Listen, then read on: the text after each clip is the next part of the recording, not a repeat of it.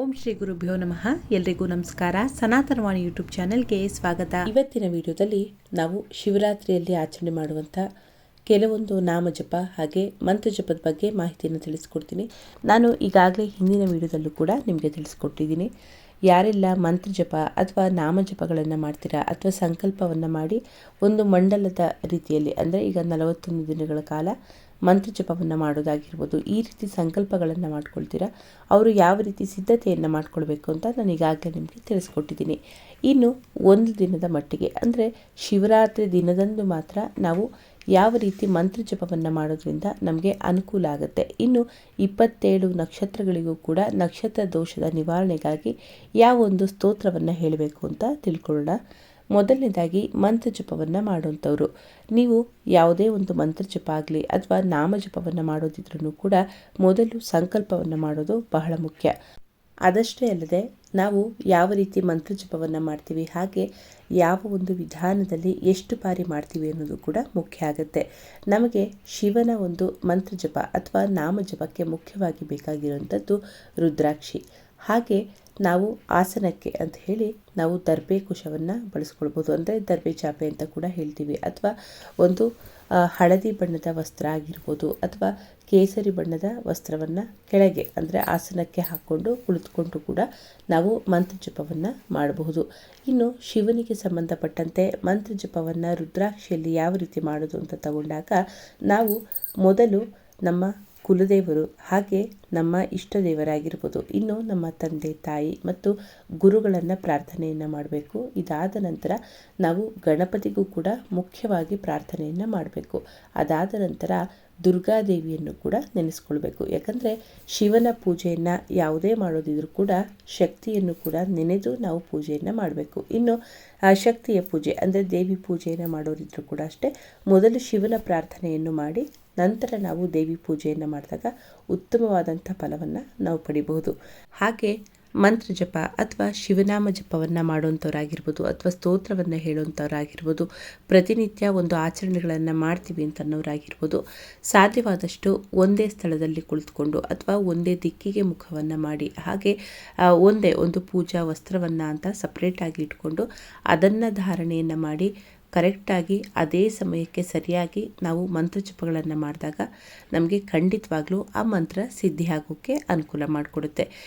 ಇನ್ನು ನಾವು ಪ್ರತಿದಿನ ಒಂದು ಅನುಷ್ಠಾನವನ್ನು ಮಾಡಿ ಮಂತ್ರಜಪವನ್ನು ಮಾಡಲಿಕ್ಕೆ ಸಾಧ್ಯ ಆಗಲ್ಲ. ಬರೀ ನಾವು ಶಿವರಾತ್ರಿಯಲ್ಲಿ ಮಾತ್ರ ಅನುಷ್ಠಾನವನ್ನು ಮಾಡಿ ನಾವು ಪೂಜೆಯನ್ನು ಮಾಡ್ತೀವಿ ಅಂತನ್ನೋರು, ನಾನೀಗಾಗಲೇ ನಿಮಗೆ ತಿಳಿಸ್ಕೊಟ್ಟಿರೋ ರೀತಿಯಲ್ಲಿ ಕುಲದೇವರ ಪ್ರಾರ್ಥನೆ ಹಾಗೆ ಇಷ್ಟ ದೇವರಾಗಿರ್ಬೋದು ಮತ್ತು ನಿಮ್ಮ ಗ್ರಾಮ ದೇವತೆ, ನಿಮ್ಮ ತಂದೆ ತಾಯಿ, ಗುರುಗಳು ಹಾಗೆ ಗಣಪತಿಯನ್ನು ಪ್ರಾರ್ಥನೆಯನ್ನು ಮಾಡಿ ದೇವಿಯನ್ನು ಅಂದರೆ ಶಕ್ತಿಯನ್ನು ಪ್ರಾರ್ಥನೆಯನ್ನು ಮಾಡಿ ಯಾವ ಉದ್ದೇಶಕ್ಕಾಗಿ ನೀವು ಈ ಒಂದು ಜಪವನ್ನು ಮಾಡ್ತಿದ್ದೀರಾ ಅಥವಾ ಒಂದು ಮಂತ್ರ ಸಾಧನೆಯನ್ನು ಮಾಡ್ತಿದ್ದೀರಾ ಅಥವಾ ಯಾವುದೋ ಒಂದು ಸ್ತೋತ್ರವನ್ನು ಹೇಳೋದಿದ್ರೂ ಕೂಡ ಯಾವ ಉದ್ದೇಶಕ್ಕಾಗಿ ಹೇಳ್ತಿದ್ದೀರಾ ಅದನ್ನು ಮೊದಲು ಹೇಳ್ಕೊಳ್ಬೇಕಾಗತ್ತೆ. ಅಂದರೆ ನಿಮ್ಮ ಇಷ್ಟಾರ್ಥಗಳ ಒಂದು ನೆರವೇರಿಕೆಗಾಗಿ ಮಾಡ್ತಿದ್ದೀರಾ ಅಥವಾ ಆಧ್ಯಾತ್ಮಿಕ ಸಾಧನೆಗಾಗಿ ಮಾಡ್ತಿದ್ದೀರಾ, ಯಾವ ಉದ್ದೇಶಕ್ಕಾಗಿ ಮಾಡ್ತಿದ್ದೀರಾ ಅದನ್ನು ಹೇಳಿ ಸಂಕಲ್ಪವನ್ನು ಮಾಡಿಕೊಂಡು ನಂತರ ನೀವು ಮಂತ್ರಜಪವನ್ನು ಮಾಡಬೇಕಾಗತ್ತೆ.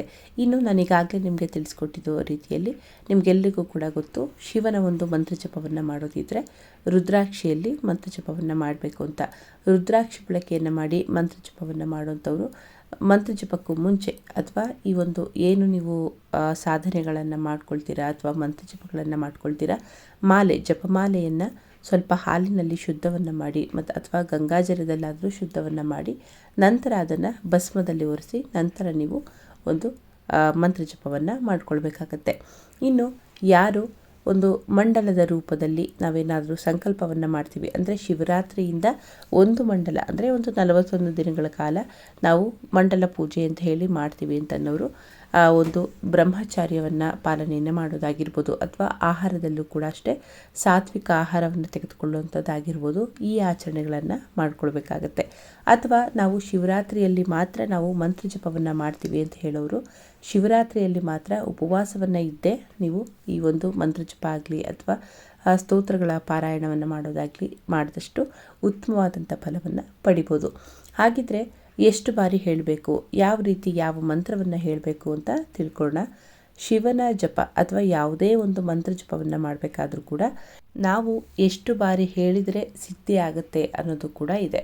ಆದರೆ ನಾವು ಅದ್ಯಾವುದೇ ರೀತಿಯಲ್ಲೂ ಕೂಡ ನಮಗೆ ಅಷ್ಟು ಒಂದು ಸಿದ್ಧಿಯನ್ನು ಮಾಡಿಕೊಳ್ಳಿಕ್ಕೆ ಅಥವಾ ಅಷ್ಟು ಬಾರಿ ನಾವು ಕುಳಿತುಕೊಂಡು ಮಂತ್ರ ಜಪಗಳನ್ನು ಮಾಡಲಿಕ್ಕೆ ಸಾಧ್ಯ ಆಗಲ್ಲ ಅನ್ನೋರು ಈ ಒಂದು ಶಿವರಾತ್ರಿಯಲ್ಲಿ 11 ಮಾಲೆ ಅಂದರೆ ಒಂದು ಜಪಮಾಲೆಯಲ್ಲಿ ಏನಿದೆ ಅದು 108 ಮಣಿಗಳಿರುತ್ತೆ ಅಲ್ವಾ.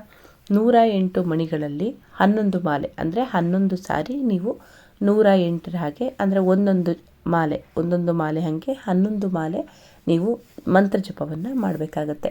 ಯಾವ ಮಂತ್ರ ಜಪವನ್ನು ಮಾಡಬೇಕು ಅಂತ ತಗೊಂಡಾಗ ನಿಮಗೆಲ್ಲರಿಗೂ ಕೂಡ ಗೊತ್ತು, ಭಸ್ಮ ಬಂದು ವೈರಾಗ್ಯದ ಸಂಕೇತ. ಹಾಗೆ ಶಿವ ಅಂದರೆ ಶಿವನ ಜಪ ನಾವೆಲ್ಲರೂ ಕೂಡ ಪಂಚಾಕ್ಷರಿ ಮಹಾಮಂತ್ರವನ್ನು ಹೇಳ್ತೀವಿ. ಅಂದರೆ ಓಂ ನಮಃ ಶಿವಾಯ ಈ ಒಂದು ಮಂತ್ರವನ್ನು ಕೂಡ ಹೇಳ್ತೀವಿ. ಸಾಮಾನ್ಯವಾಗಿ ಆಧ್ಯಾತ್ಮಿಕ ವಿಚಾರವಾಗಿರ್ಬೋದು ಅಥವಾ ಒಂದು ವೈರಾಗ್ಯ ಅಥವಾ ಈ ರೀತಿ ಏನಾದರೂ ಆಲೋಚನೆಗಳಿದ್ದರೆ ಹೆಚ್ಚಾಗಿ ಓಂ ನಮಃ ಶಿವಾಯದ ಒಂದು ಮಂತ್ರ ಜಪವನ್ನು ಮಾಡಿ. ಅಥವಾ ನಮಗೆ ಲೌಕಿಕ ಜೀವನದ ಸುಖಕ್ಕೋಸ್ಕರ ನಾವು ಮಾಡ್ತಿದ್ದೀವಿ ಅಂದರೆ ಹಣಕಾಸಿನ ವಿಚಾರ ಆಗಿರ್ಬೋದು ಅಥವಾ ಒಂದು ಕೆಲಸದ ವಿಚಾರವಾಗಿರ್ಬೋದು ಅಥವಾ ಮದುವೆ ವಿಚಾರವಾಗಿರ್ಬೋದು, ಒಟ್ಟಿನಲ್ಲಿ ನಮ್ಮ ಇಷ್ಟಾರ್ಥಗಳಿಗೋಸ್ಕರ ನಾವು ಮಂತ್ರ ಜಪವನ್ನು ಮಾಡ್ತಿದ್ದೀವಿ ಅಂತಂದರೆ ಲಕ್ಷ್ಮಿಯ ಬೀಜಾಕ್ಷರವನ್ನು ಸೇರಿಸಿ ನೀವು ಮಂತ್ರ ಜಪವನ್ನು ಮಾಡಬೇಕಾಗತ್ತೆ. ನಾನಿಲ್ಲಿ ನಿಮಗೆ ತಿಳಿಸ್ಕೊಡ್ತಾ ಇರೋವಂಥದ್ದು ಓಂ ಶ್ರೀಂ ನಮಃ ಶಿವಾಯ. ಈ ಒಂದು ಮಂತ್ರ ಜಪ ಏನಿದೆ ಇದು ಲಕ್ಷ್ಮಿಯ ಎನರ್ಜಿಯನ್ನು ಕೂಡ ಇಲ್ಲಿ ನಾವು ಪಡಿಬಹುದು. ಹಾಗಾಗಿ ಲಕ್ಷ್ಮಿಯ ಅನುಗ್ರಹ ಬೇಕು. ಯಾವಾಗಲೂ ಕೂಡ ಹೆಚ್ಚಾಗಿ ವೈರಾಗ್ಯದ ಸಂಕೇತವಾಗಿ ಅಂದರೆ ಈ ಒಂದು ಲೌಕಿಕ ಜೀವನವನ್ನು ಬಿಟ್ಟು ಯಾರು ಒಂದು ವೈರಾಗ್ಯದ ಕಡೆ ಆಗಿರ್ಬೋದು ಅಥವಾ ಆಧ್ಯಾತ್ಮದ ಕಡೆ ಹೆಚ್ಚಾಗಿ ಒಲವನ್ನು ತೋರಿಸ್ತಾರೆ ಅಥವಾ ಅದಕ್ಕೆ ಸಂಬಂಧಪಟ್ಟಂತೆ ಫಲವನ್ನು ನಾವು ಪಡಿಬೇಕು ಅಂತಿರೋರು ಓಂ ನಮಃ ಶಿವಾಯದ ಜಪವನ್ನು ಮಾಡ್ಬೋದು. ಅಥವಾ ನಮಗೆ ಲೌಕಿಕ ಸುಖ ಎಲ್ಲವೂ ಕೂಡ ಬೇಕು, ಹಾಗೆ ಹಣದ ವಿಚಾರವಾಗಿ ನಮಗೆ ಅನುಕೂಲಗಳಾಗಬೇಕು ಅಂತ ಇರೋರು ಸಾಧ್ಯವಾದಷ್ಟು ಓಂ ಶ್ರೀಂ ನಮಃ ಶಿವಾಯ ಅಂದರೆ ಶ್ರೀಂ ಅನ್ನುವಂಥ ಬೀಜಾಕ್ಷರವನ್ನು ಸೇರಿಸಿ ನೀವು ಮಂತ್ರ ಜಪವನ್ನು ಮಾಡಿಕೊಳ್ಬೇಕಾಗತ್ತೆ.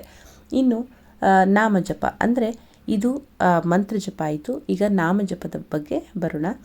ನಾಮಜಪ ಅಂದರೆ ಶಿವ ಶಿವ ಶಿವ ಈ ರೀತಿಯಲ್ಲಿ ನಾಮಜಪವನ್ನು ಮಾಡುವಂಥದ್ದು. ಇಲ್ಲಿ ನಾಮಜಪ ಏನಾದರೂ ಮಾಡ್ತೀರಾ ಅಂತಂದರೆ ಅವತ್ತಿನ ದಿನ ಅಂದರೆ ಶಿವರಾತ್ರಿಯ ದಿನ 21,600 ಬಾರಿ ನಾಮಜಪವನ್ನು ಮಾಡಬೇಕು ಅಂತ ಹೇಳಲಾಗುತ್ತೆ. ಯಾಕಂದರೆ ನಾವು ನಾರ್ಮಲ್ ಆಗಿ ಏನು ಪ್ರತಿದಿನವೂ ಕೂಡ ಉಸಿರಾಟವನ್ನು ಮಾಡ್ತೀವಿ ಅಂದರೆ ಉಚ್ಛ್ವಾಸ ನಿಶ್ವಾಸ ಅಂತ ಏನು ಹೇಳ್ತೀವಿ, ಉಸಿರಾಟವನ್ನು ಎಷ್ಟು ಬಾರಿ ತೆಗೆದುಕೊಳ್ತೀವಿ ಅಂತ ಹೇಳ್ತೀವಿ. ಸಾಮಾನ್ಯವಾಗಿ ಒಬ್ಬ ಮನುಷ್ಯ ಒಂದು 20,000ದಿಂದ 22,000 ಒಳಗಾಗಿ ಒಂದು ಉಸಿರಾಟ ಕ್ರಿಯೆಯನ್ನು ಒಂದು ದಿನದ ಮಟ್ಟಿಗೆ ಮಾಡ್ತಾನೆ ಅಂತ ಕೂಡ ಹೇಳಲಾಗುತ್ತೆ. ಹಾಗಾಗಿ ನಾಮಜಪವನ್ನು ಅಂದರೆ ಬರೀ ಶಿವ ಶಿವ ಶಿವ ಈ ರೀತಿ ಇದನ್ನು ನಾಮಜಪ ಅಂತ ಹೇಳುವಂಥದ್ದು.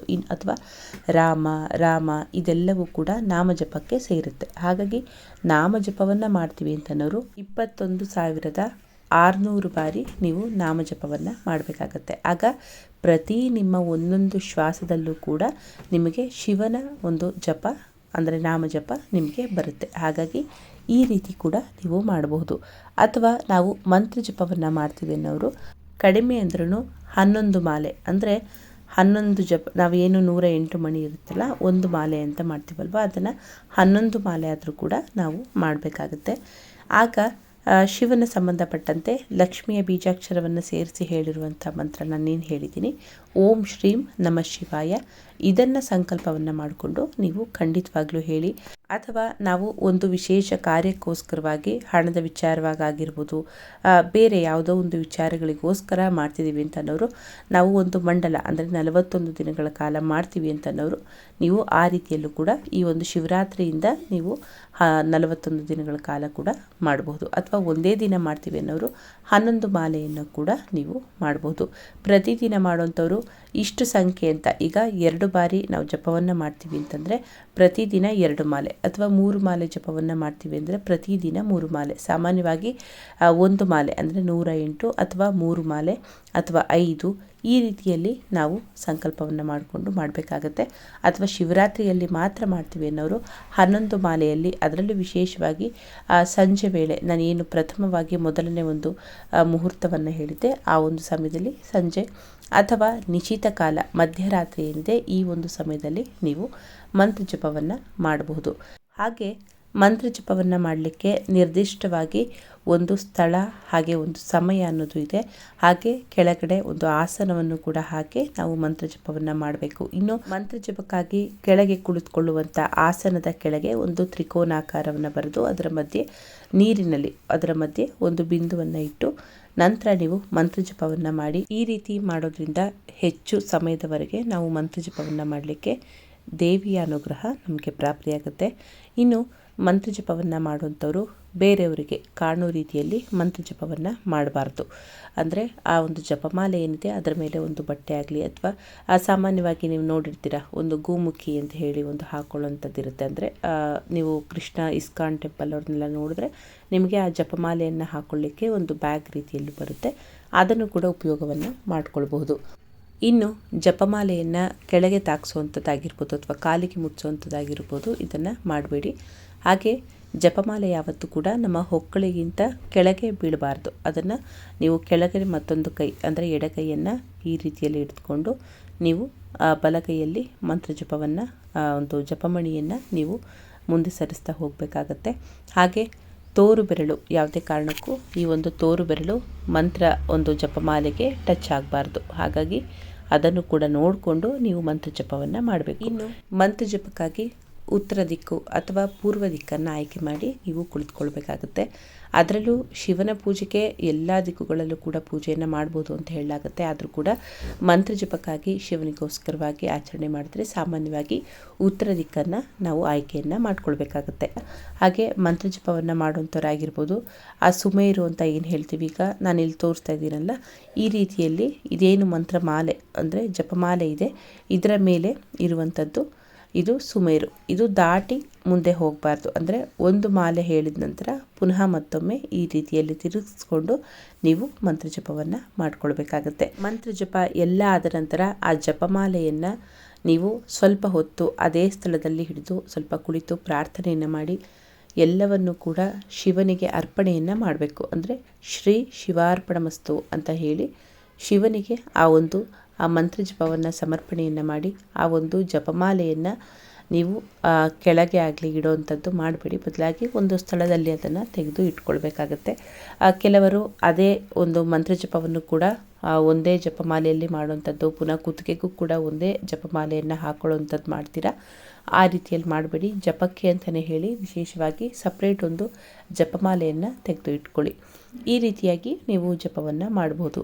ಇನ್ನು ನಾಮಜಪಕ್ಕೆ ಯಾವುದೇ ರೀತಿ ನಿಬಂಧನೆಗಳು ಇಲ್ಲ. ಅಂದರೆ ಒಂದೇ ಸ್ಥಳದಲ್ಲಿ ಕುಳಿತುಕೊಂಡು ಹೇಳಬೇಕು, ಈ ರೀತಿಯೆಲ್ಲ ಯಾವುದೇ ರೀತಿ ಕೂಡ ನಿಬಂಧನೆಗಳಿಲ್ಲ. ನೀವು ಯಾವ ಸ್ಥಳದಲ್ಲಾದರೂ ಕೂಡ ನೀವು ಅಥವಾ ಕೆಲಸವನ್ನು ಮಾಡ್ತಾ ಕೂಡ ನೀವು ಹೇಳ್ಕೊಳ್ಬೋದು.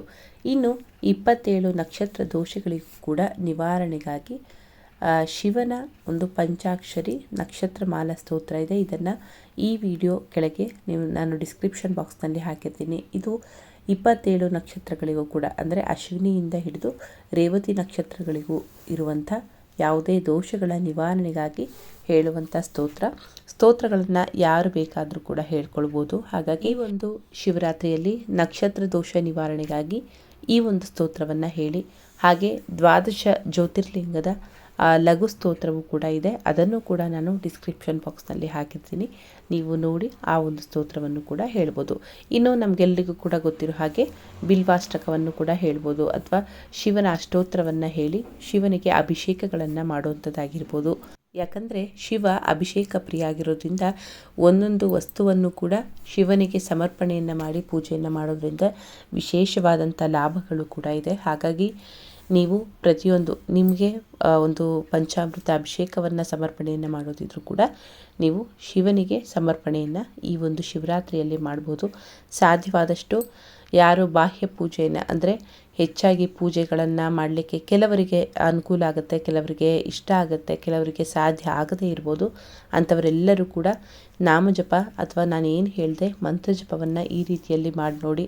ಖಂಡಿತವಾಗ್ಲೂ ನಿಮ್ಮ ಇಷ್ಟಾರ್ಥಗಳು ಸಂಕಲ್ಪಗಳು ನೆರವೇರುತ್ತೆ. ಮಾಹಿತಿ ಅನುಕೂಲ ಆಗಿದ್ದರೆ ಬೇರೆಯವ್ರಿಗೂ ಕೂಡ ಶೇರ್ ಮಾಡಿ. ಮಾಹಿತಿ ಇಷ್ಟ ಆದರೆ ಲೈಕ್ ಮಾಡಿ. ಮತ್ತೆ ಮುಂದಿನ ವಿಡಿಯೋದಲ್ಲಿ ಸಿಗ್ತೀನಿ. ಧನ್ಯವಾದಗಳು.